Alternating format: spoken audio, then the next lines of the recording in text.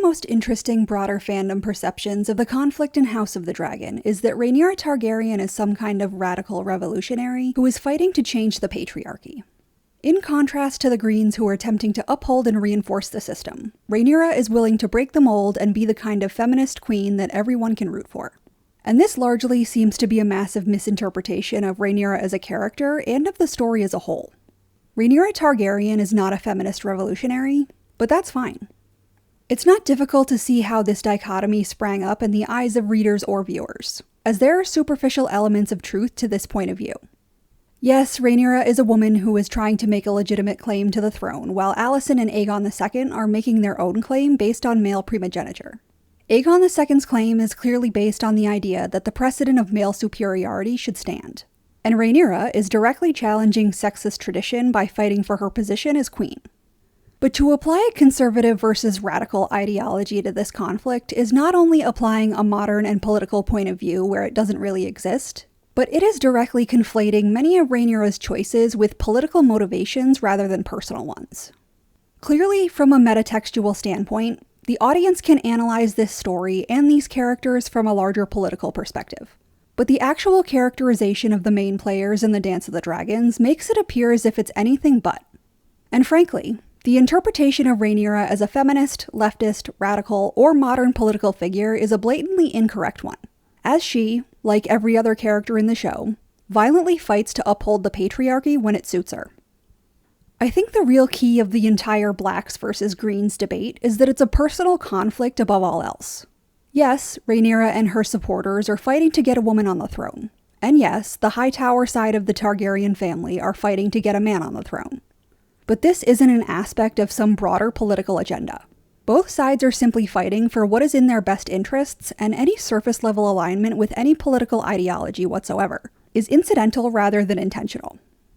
House of the Dragon has undeniably leaned into the concept that the patriarchy has pitted these two female characters against each other and forced them into conflict. And that's actually a surprisingly appropriate take given the circumstances. Ironically, despite the fact that Alicent and Rhaenyra are positioned at the head of one of the most significant political conflicts in the history of Westeros, they are both comically unprepared for politics in general, likely on account of their gender. Although Alicent and Otto have been ruling in Viserys' stead for quite a while, and Alicent is undoubtedly as politically savvy as any Hightower would be, Alicent was a teenage girl who was married off to a man who saw her as little more than a dumpster for his feelings, and who clearly had zero interest in the children that she had with him. And realistically, most teenagers left to their own devices would have little idea of how to raise children well, let alone raise them to literally rule a country in the future. And although Viserys has constantly reiterated his desire for Rhaenyra to take the throne after him, he has apparently done almost nothing to actually prepare her for the role. I mean, if your only idea when facing a massive succession crisis for House Velaryon is to ask your half-dead father to deal with it for you, then clearly you have not been given the political education required to rule Westeros. So then, to attribute any broader social or political motivation behind any of the actions of these characters is a little absurd, as there is essentially no ideological drive behind anything that these characters do, at least from their in-universe point of view. But the perception of Rhaenyra as the ultimate girl boss is an odd one for reasons beyond this issue, as she is in fact someone who does whatever she can to reinforce the patriarchal standards of society so long as it's benefiting her in some way. A perfect example of this is the conflict over the claim to Driftmark, as it really illustrates all the ways in which Rhaenyra is simply not expecting the rules to apply to her rather than trying to change them for the betterment of the entire world. The fundamental root of this issue is clearly that Rhaenyra's sons that supposedly belong to Laenor Velaryon do not, and everyone knows it. I think there's actually a very interesting and valid argument to be made about Rhaenyra's bastards and their rights to inheritance, and it would be interesting to see her actually engage with what she said to her sons when they questioned their parentage and she said that them being a Targaryen is all that mattered. Because at least on some level, I think that's a pretty solid leg to stand on.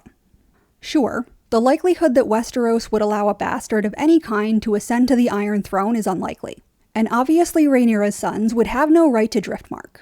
But that doesn't mean that Jace, Luke, or Joffrey would be necessarily excluded from royal or noble life completely.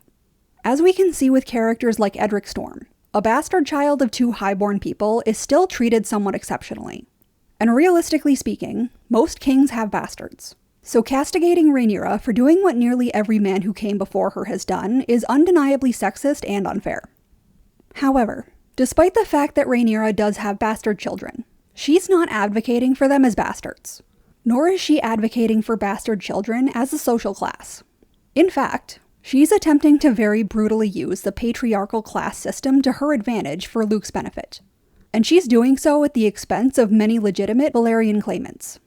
Because, while everyone can see that Rhaenyra's 3 oldest children are Strongs, she's attempting to claim the seat of Driftmark in Laenor Valyrian's name and is violently defending their so-called birthright based on a biological paternal relationship that she knows doesn't exist. And of course, while House of the Dragon presents the relationships between Laenor, Rhaenyra, and Harwin Strong as a kind of modern blended family-style relationship, and thus many make the argument that Luke should inherit Driftmark based on Laenor's adoptive fatherly role in his life, that's not the argument that Rhaenyra makes herself. She is claiming that Luke is the heir to Driftmark based on a bald-faced lie. And she is allowing or endorsing the mutilation and straight-up murder of anyone who points this out. House of the Dragon largely watered down Rhaenyra's role in Vaemon Valerian's death. Because while in the TV version she is little more than a bystander, in the books, she directly orders his execution, feeds him to Syrax, and a multitude of other Valyrians wind up losing their tongues at Viserys' behest when they expressed outrage at this injustice. But regardless, Rhaenyra's responsibility here largely remains the same. People are getting killed for speaking the truth in contrast to the lies that she's telling for her own gain, and she doesn't seem particularly bothered by it, nor is she doing anything to avoid this outcome. And interestingly, there is a pretty simple solution that she could have put forward that actually would have advanced women in a broader sense and would have sidestepped the issue with her bastard children. Because Laenor Velaryon has an older sibling. Laenor Velaryon may be the male heir of Corlys Velaryon, but Laena Velaryon is the oldest child of Corlys and Rhaenys. So an incredibly fair and obvious argument could be made that Laena and thus Baela should be the heir to Driftmark. And it's extremely interesting that Rhaenyra does not engage with this possibility whatsoever, and in fact maneuvers the situation so that Daemon and Laena's daughters only have a claim to the Iron Throne in Driftmark as consorts to her sons, despite the fact that they both have a blood claim to it. And in the case of House Velaryon, Rhaena's claim should still theoretically supersede Luke's because she is at the very least the true-born child of a Valyrian. And it's for this reason that the perception of Rhaenyra as a feminist or egalitarian revolutionary rings hollow. Because objectively, it is simply not true. She advocates for her own claims and for positions that benefit herself and those that she cares about. But she does nothing to advocate for more marginalized people in Westerosi society, even when the opportunity presents itself. And she, like many others, violently enforces the patriarchy when it benefits her. She fights for her son to be the legally declared heir to Driftmark and usurps a position that could rightfully and logically go to many other people, including the girl that her son is actually betrothed to. But she is willing to lie, fight, or even kill in order for Luke to be put in that position of power over all of the true-born Valyrians. And this seems to demonstrate that she truly sees herself as the exception to the rule. But that doesn't actually mean that she's not worth rooting for. Because when taking all of this into account, it simply means that she is operating on the same level as nearly everyone else in the story. She is sometimes doing dishonest, cruel, and downright violent things to further herself, just like every other character. She is not attempting to revolutionize Westeros, and neither is anyone else. She's not a feminist queen attempting to change the world for the better, but she doesn't have to be. There is an interesting subtextual issue to the perception of Rhaenyra as some kind of radical who's altering the makeup of Westeros in favor of the marginalized people. It's not hard to see that many viewers see Rhaenyra as the new Daenerys, and that once again many viewers are falling into the trap of assuming that a woman who is laying claim to a colonialist and oppressive monarchy is somehow going to be the key to social change. But this point of view is off-putting for another, more complex reason. While characters like Rhaenyra, Alicent, or even Daenerys are in the most privileged position a woman can possibly be in within this society, that doesn't magically mean that they're not a part of a brutally and aggressively marginalized class within said society either. And there's something inherently frustrating about the notion that it is up to one powerful member of a marginalized group to completely emancipate said group and revolutionize a social structure that is built on oppression of marginalized people. Of course, it would be nice if Rhaenyra or Alicent or literally anyone in a position of power wanted to work towards a more equitable society for everyone. But the notion that any of these women are personally responsible for dismantling or endorsing the whole of patriarchal society is absurd. There's something inherently icky about the broader expectation that if a marginalized person is put in a more powerful position than others of their social class, they should therefore be working on behalf of that class to advance everyone. Again, it would be nice, but the idea that it is on marginalized people to liberate themselves and people like them from a society that is constructed to oppress them is an extremely convenient argument for those oppressors. Sure, Rhaenyra and Alicent are both in positions of relative power, but the idea that they should be, or are already doing something to alter the fabric of society when their positions are completely reliant on that society, and when they are inherently at a disadvantage because of their gender, is ridiculous. It's extremely difficult to change the world without the world's consent, and while the idea of making great personal sacrifice in order to change it is noble, it's a completely unreasonable expectation to place on anyone, let alone someone that society is actively trying to oppress. Ultimately, one of the most fascinating aspects of the Dance of the Dragons is that it's largely a fundamentally apolitical and amoral conflict. The Greens and the Blacks aren't fighting for some grander cause. They're fighting for themselves and their own survival.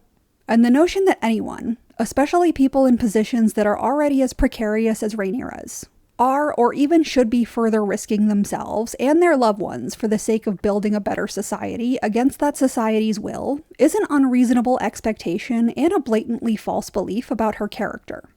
As is obvious already, she barely has enough political education and acumen to handle or even survive many of the situations she has to confront. Clearly, she's not working for anything beyond her own wants and needs, but she is simply not equipped to be.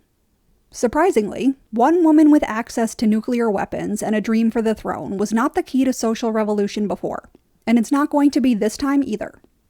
But that's fine, and that doesn't mean that Rhaenyra isn't worth rooting for. But what do you think? Is Rhaenyra the change that Westeros needs?